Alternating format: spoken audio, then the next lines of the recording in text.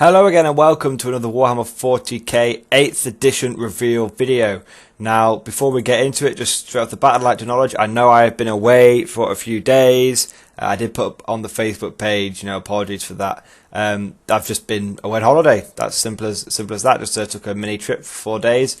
But obviously I appreciate that. There's been a lot. I've been keeping an eye on it, but there's been a lot revealed in the last few days, and obviously I'm doing these reveal videos. I was doing them one a day, but that's causing me to fall behind a little bit, considering that Games Workshop seems to be releasing 2 things a day now. And I obviously want to go over these reveal videos, all of them, before 8th edition actually drops. So I am going to be recording like a madman, and I'm going to be doing my absolute best to get as many videos out as possible in the next few days. So without further ado, let's carry on with it. So today's, or this video I should say, is going to be the new weapon system part 2. So the previous weapons reveal, went over things like the new like flamers and bolt guns, and the damage system, and how some weapons can do multiple wounds and some weapons only do 1 wound. We're now going to take a look at the second part, which generally covers special rules from what I can see. It covers things like twin linked, combi weapon, and blasts. So let's get straight into it. So going through this, the new twin linked rules. Twin linked weapons are now really simple. There's no such thing as twin linked anymore. Okay? There is simply now twin weapons. So if you had a twin linked heavy bolter, now you have twin heavy bolter. If you had twin linked las cannon, you now have twin las cannon. And it's very simple. A twin weapon simply gets double the shots. So if you have a twin las cannon, you get 2 las cannon shots.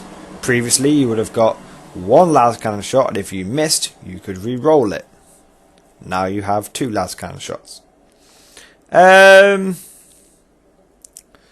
does this affect the guard? Well, we don't actually have a lot of twin linked weapons in the guard, although we do have some. The principal one that jumps to my mind straight away is the Exterminator autocannon. The current Lemurus Exterminator comes with a specific Exterminator autocannon, which is 4 shots, twin linked, strength 7, AP 4.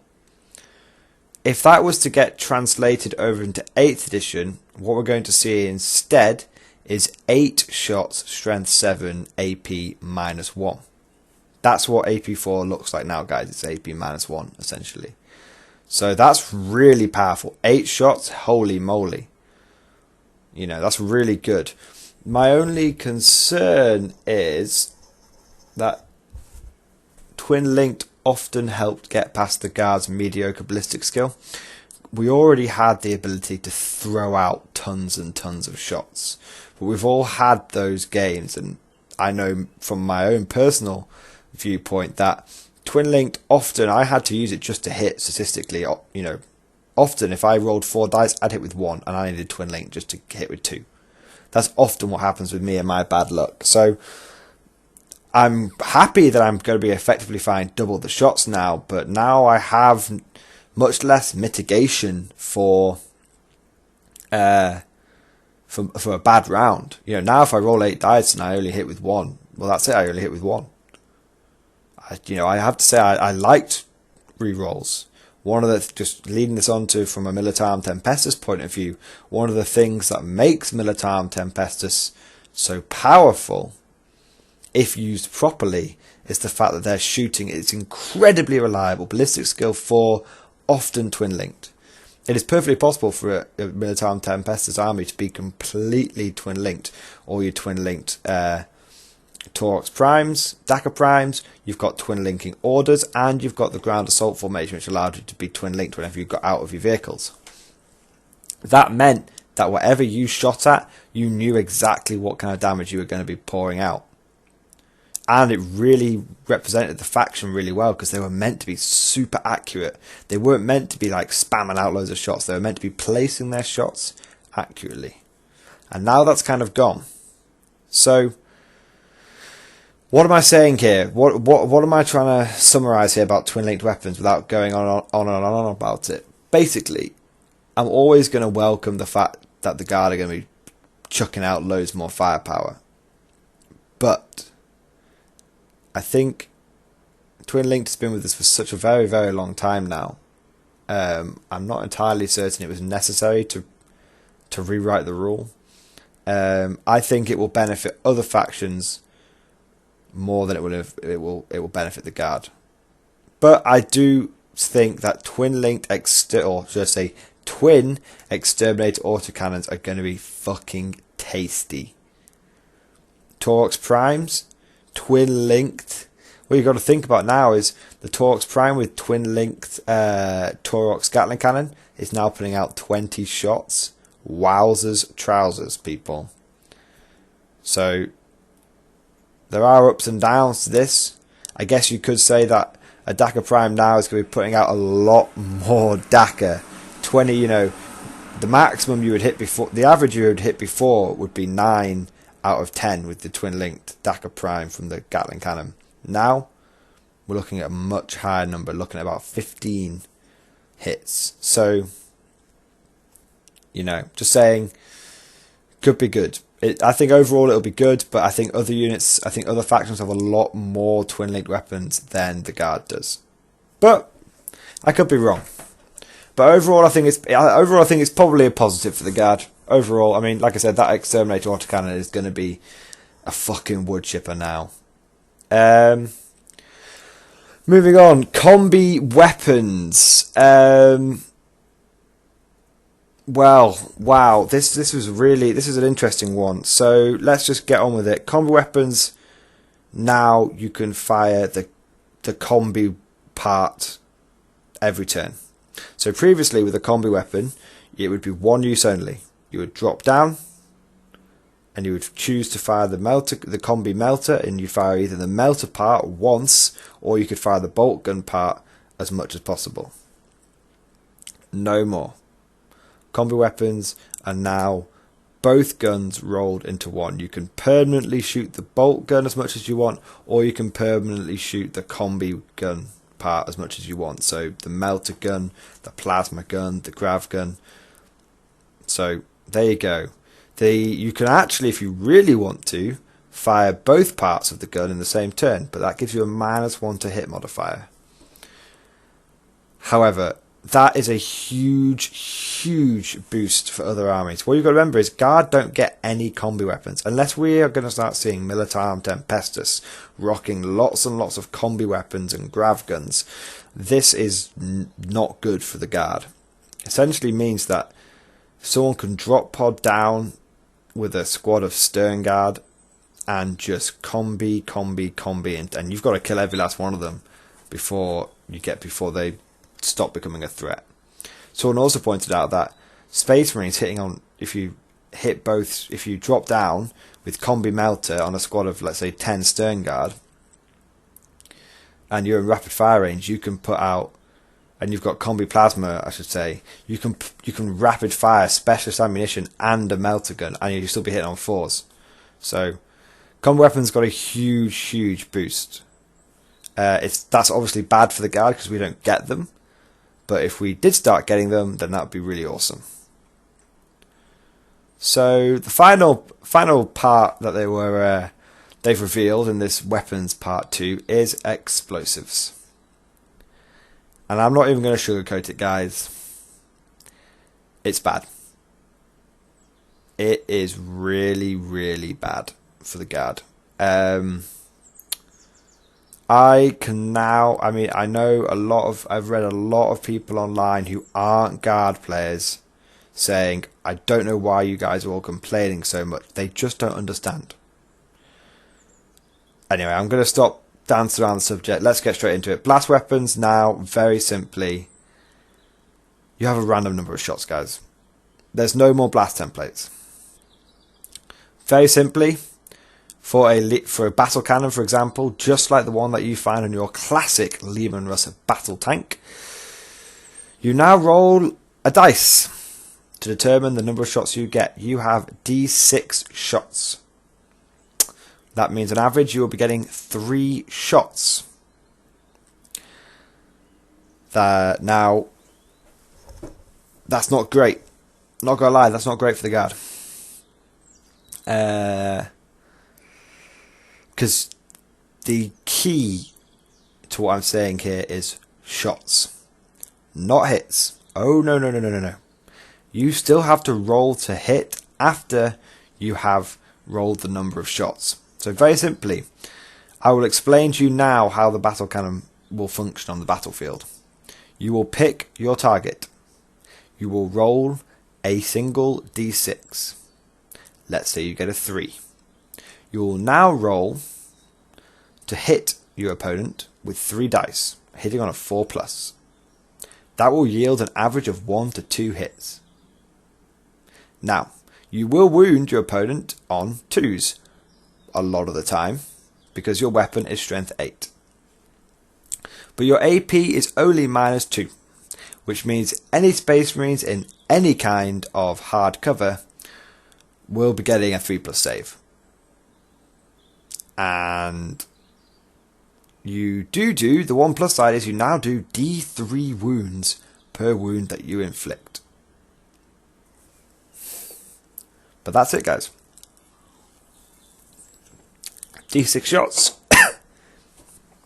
and D3 wounds. It's disappointing. Now, a lot of you will be saying, and I know a lot of you what you'll be thinking is, clearly the Leman Russ has just switched its battlefield role. Clearly the Leman Russ is now more of a vehicle hunter because it does those D3 wounds, and it is possible in a magical way that a Leman Russ could fire 6 shots, it could hit with all 6, and you could get a 5 or 6 on the D3 for every single wound, and you could lay down 18 wounds in one go. That is possible, but so unbelievably unlikely. I think someone calculated it online as being like 0.04%. Something unfathomably low. No, on average now, your Leman Russ battle tank will be doing 1.17 wounds, I believe. Could be wrong, guys. Correct me. But that is, on average, your Leman Russ battle tank will now be doing 1.17 wounds. Disappointing. I mean, you guys have seen some of my battle reports when I've tried to make the Leman Russ battle tank work in 7th edition, and it's average. It's very average, but that's what it's meant to be. Some battles it does fantastically, some battles it does poorly, but that's overall. I say that whenever I field a Leman Russ battle tank, it does something. It always does something. I feel like now I can't see it ever justifying its cost unless it costs something like 100 points. It's just so weak. I mean, things like the Demolisher, which were already struggling. Your Demolisher is going to have a 24-inch range gun. It's only going to fire 3 shots, and you're going to miss with half of them. It's only going to fire D6 shots. I mean, not going to go on about this any longer. I'm already ranting and raving.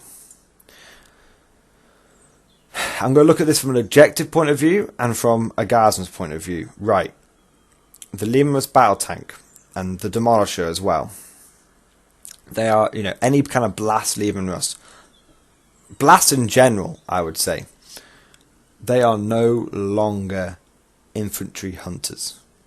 Okay? Remember this. Blasts are no longer infantry hunters.